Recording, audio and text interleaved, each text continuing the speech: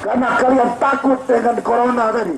Puluhan massa aksi dari gabungan mahasiswa Sumsel dan buruh melakukan unjuk rasa di depan gedung DPRD Sumatera Selatan. Aksi damai ini dilakukan dengan berorasi untuk menyuarakan dan menolak RUU Omnibus Law. Febri selaku koordinator aksi mengatakan, massa aksi meminta kepada DPRD Sumatera Selatan untuk menyampaikan penolak RUU Omnibus Law yang sedang digodong oleh pemerintah atau DPR Pusat. Aksi hari ini agak sedikit mengecewakan. Pasalnya, pihak terkait melakukan himbauan untuk tidak aksi demo dengan alasan corona. Bahkan, ada dugaan intimidasi dari pihak tertentu kepada mahasiswa agar tidak aksi demo.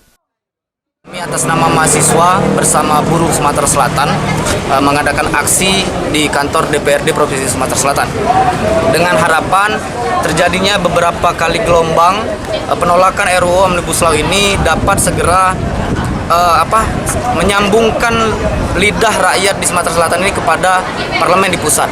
Ya. Namun disayangkan memang hari ini dengan berbagai macam alasan, baik corona, belum lagi kampus yang diliburkan, dan ada dugaan intimidasi melalui pihak aparat kepolisian ke kampus-kampus untuk melarang mahasiswanya untuk turun pada hari ini.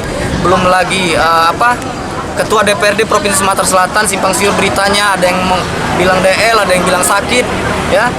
Harapan kita RUU Omnibus Law ini dibatalkan karena Undang-Undang Tenaga Kerja ini sangat merugikan bagi kaum buruh dan pekerja. Mardiansyah, PAL TV.